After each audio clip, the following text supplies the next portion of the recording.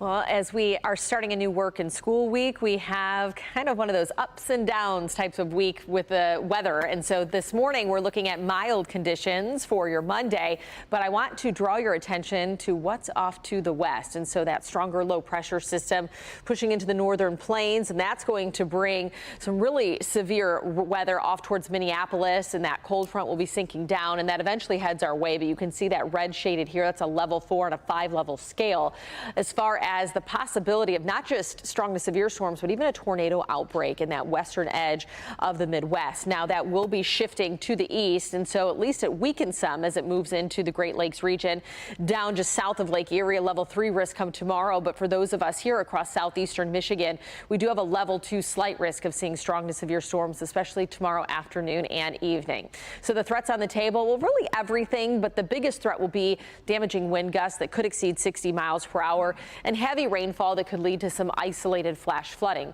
Otherwise, it's a very low end chance, but you just can't completely rule it out of large hail or even a rotating storm or two. Now, with that, we are looking at the potential for record breaking warmth. Forecasted high tomorrow, 83. That's the current record, and that was set back in 1899. So low 80s puts us about 20 degrees above that average high of 64. But that cold front clashes with that heat, and that brings us the chance for severe weather.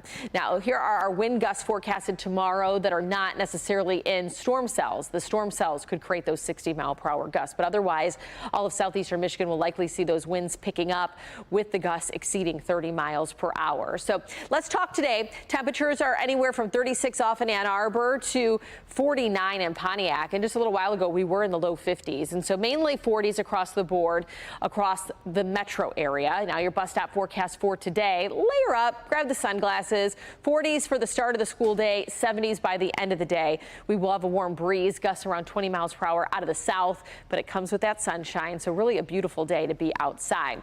Hour by hour. So if you're going to be heading out to a soccer game, t-ball game, something like that this afternoon, great weather. Clouds increase by about 7, 8 o'clock this evening. And then as far as rain chances, you might get a stray passing shower tomorrow just after daybreak into the early morning hours. Otherwise, by the time we get to the lunch hour, we're talking noon onward is when we have a better chance for those showers to develop. And I think really that stronger edge of the storms will be around 4, 5 o'clock as these cells roll through. By 8, all of that is out of here. So widespread window noon to 8, but to tighten that frame for you, I do think between 4 and 5 we start to really see those storms fire off. Otherwise, we dry out Wednesday. Another chance for some rain as we head into Thursday, and that's going to come with that lifting warm front. So your full forecast shows that we dip to 62 Wednesday, 70 by Thursday, but back in the 60s this weekend.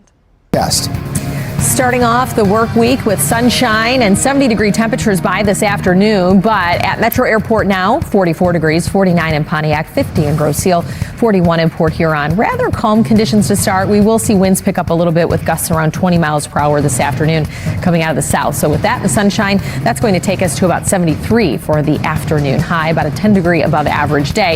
In the 80s tomorrow, clashing cold front puts us under a slight risk for strong to severe storms into the afternoon. All right, thanks, Ashley. And it is calm now on the roads. No accidents to report, but this is going to slow you down for the next couple of months. Northbound I-275, the ramp to eastbound I-96, that is currently closed. It will reopen at the end of June, June 23rd. Have a great day, everyone. Down for us. Is it better to grow our own veggies or just purchase them from the store? I guess the short answer is it really depends on your green thumb, but it does sound like things would probably be cheaper and you could save some money. But what if you do spend all of that time and money and then you don't produce anything? Then technically it is a waste of your money and you're better off just going to the grocery store. That the peppers can sometimes be a little temperamental, so keep that in mind if this is your first time gardening veggies. Also, there are other costs when it comes to gardening, which if you're just getting started could make the whole process a little bit pricey. So as we showed you at 6 a.m., growing could save you money until you factor in that water bill. But I have been saying that for years. Yes, peppers are temperamental. They are. Those are like my favorite ones, along with a lot of the other veggies. It does seem like it would, it's time consuming, but to have it right there, you don't even have to make a trip to the grocery store. The convenience. Yes. I love the convenience. Have a neighbor with a garden. That's my idea. Yeah, they're always giving away tomatoes. Like, Yes. I got too many. I'm happy to take them. Thank you. Yeah. Great to see you. That's a great Thanks, breakdown. Kim. Yeah. Thank you. Make my own, and you can't find them Right. like that.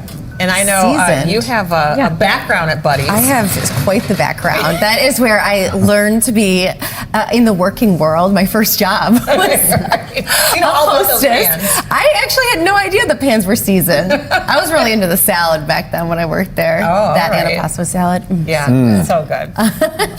Now I'm hungry. I know. I know. I'm We're always starving. hungry here on the show. Especially this time of year. I know.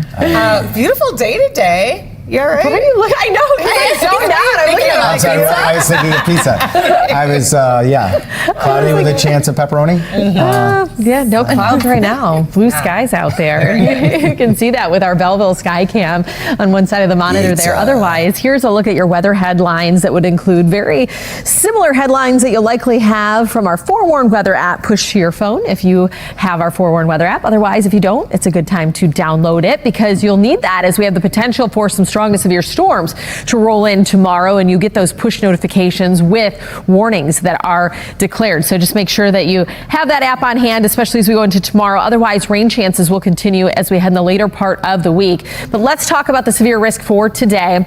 Level 4 on a 5-level scale from Minneapolis, very close to Milwaukee. That's where we could end up seeing a tornado outbreak later on today. Now, the threat for severe weather will shift eastward going into tomorrow. That does clip southeastern Michigan, but level 2 risk, so downgraded from what's going to be west today, and a level 3 risk just south of Lake Erie. But we'll zoom in closer. That yellow shade that you see there will be the slight level 2 risk all the way from the thumb down into portions of Lenawee and Monroe counties. And so the threats that are on the table, the biggest one will be damaging wind gusts, upward of 60 miles per hour.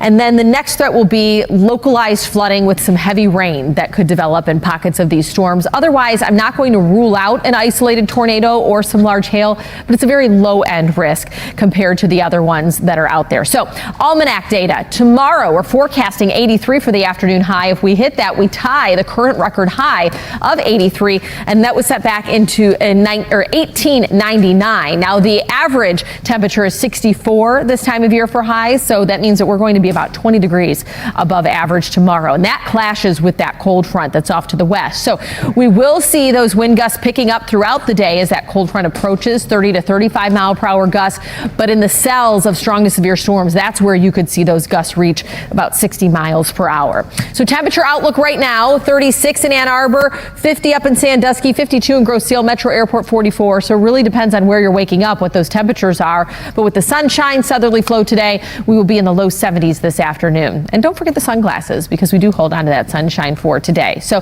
comfortable, mild Monday on tap. As we give you the hour by hour look, clouds start to thicken up just a little bit by 7 o'clock, but we'll notice more increasing cloud cover through the overnight. Stray shower can't be ruled out tomorrow morning, 9, 10 a.m., but the bulk of the rain arrives around the lunch hour. And then we hold on to the storm chances into the afternoon, especially 4 or 5 o'clock is when I think you see those stronger cells develop. And then that's out of here. So precipitation chances gone by Wednesday, but they do return with the warm front lifting across the area heading into Thursday. That's attached to that low that'll bring widespread chances by late Thursday morning through the day and possibly even lingering into the earliest part of your Friday. We'll dry things out by Friday afternoon, but we'll be in the 60s going into the weekend. Sunday's the pick day as we get in the upper 60s, but sunshine both Saturday and Sunday. Now, here's your time saver traffic. All right, sounds great, Ashley. And your commute this morning looking pretty good. We don't need to worry about accidents, but you do need to worry about some construction. This is going to affect you for the next couple of months. Northbound I-275, the ramp to eastbound I-96, that closed at 6 a.m. So it's closed right now, and it's going to remain closed until the end of June. And then a couple of other ramp closures to get around for today. We've got pavement markings for that construction. This will just affect you today. Southbound I-275, that ramp to eastbound I-96 closed between 9 a.m. and 3 p.m. Also, other ramp closures to get around on northbound I-275 from Plymouth Road to M14 I-96. The right 2 lanes are blocked there during that same time frame, 9 a.m. to 3 p.m. And then one ramp closure that's going to remain closed for the remainder of this project will be eastbound I-96. That ramp to Newburgh is already closed, and again, it will reopen on June 23rd. Back to you.